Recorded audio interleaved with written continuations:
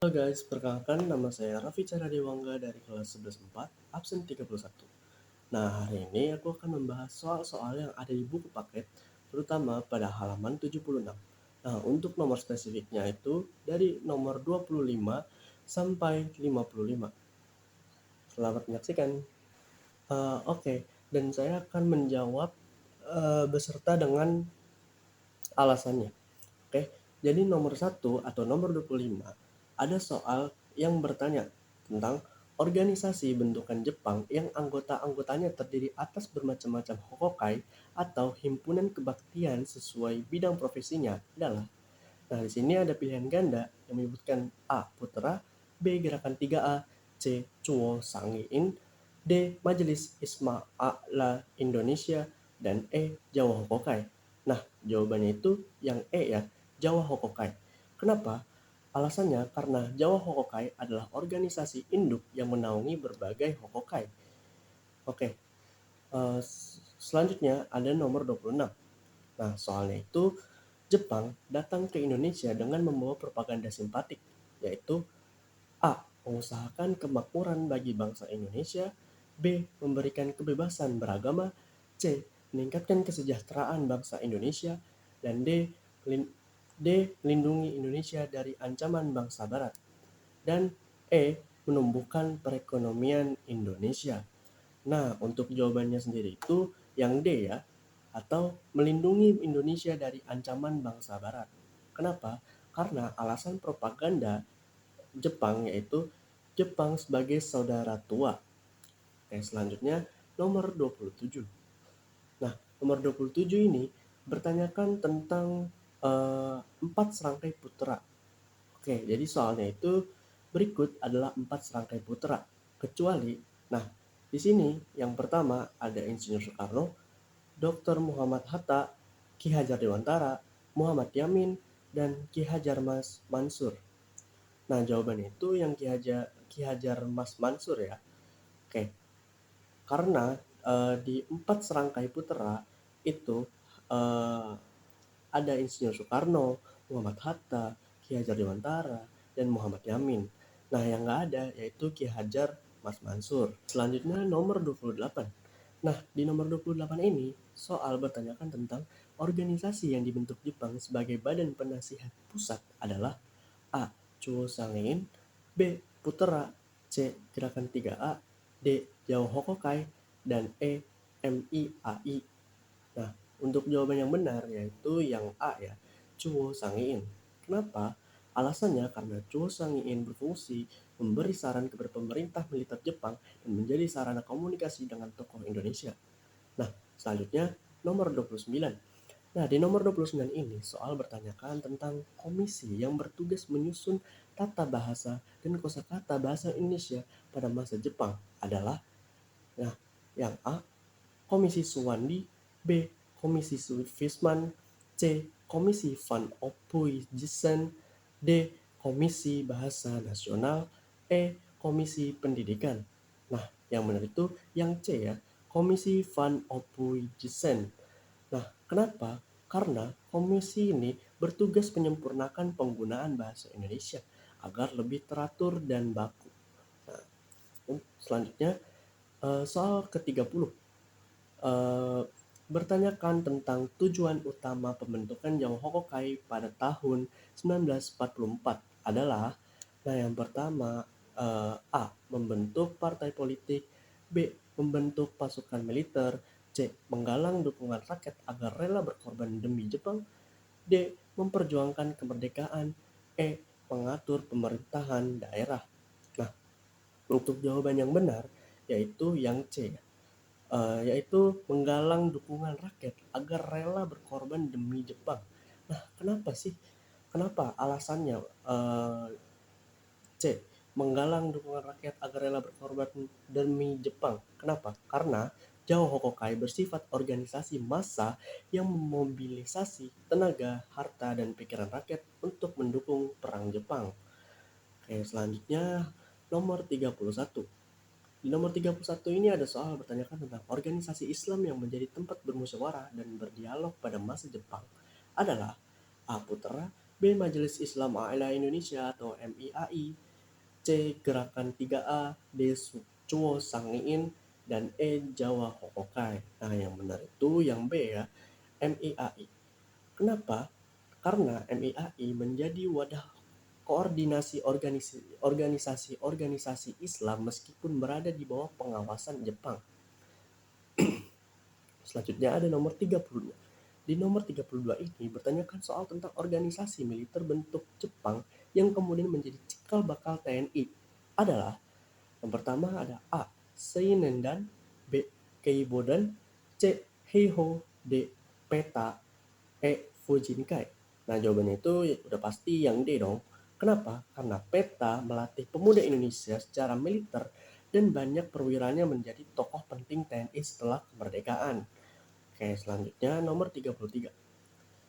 Badan yang dibentuk Jepang untuk menyelidiki dan mempersiapkan kemerdekaan Indonesia adalah A.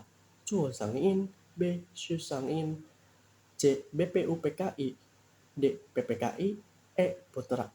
Udah pasti dong jawabannya yang C. BPUPKI. Karena BPUPKI bertugas merumuskan dasar negara dan rancangan UUD Indonesia yang seperti kita tahu. Oke, selanjutnya nomor 34. Soal menanyakan tentang tokoh yang mengusulkan 5 dasar negara berupa kebangsaan, kemanusiaan, ketuhanan, kerakyatan, dan kesejahteraan adalah A. Insinyur Soekarno, B. Muhammad Hatta, C. Muhammad Yamin, D. Profesor Supomo, E. Ki Hajar Dewantara. Nah, jawabannya itu yang B ya. Karena yang kita tahu Muhammad Hatta menekankan demokrasi dan kesejahteraan rakyat dalam rumusan dasar negara. Oke, selanjutnya nomor 35.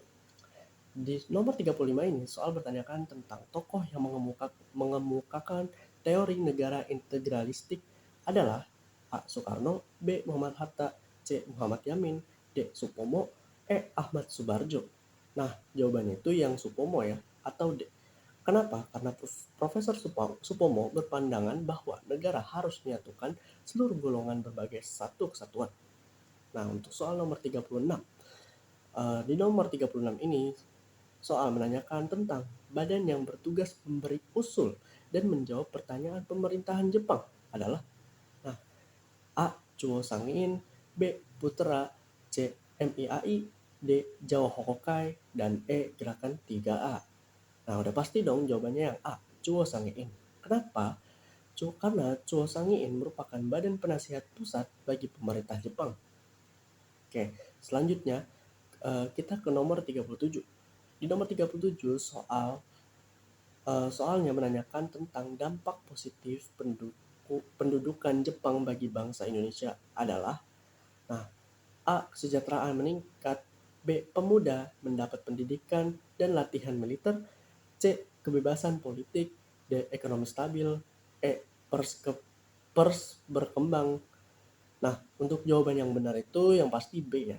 Kenapa sih? Karena alasannya itu latihan militer melalui peta dan Seinendan menumbuhkan persiapan atau kesiapan perjuangan kemerdekaan.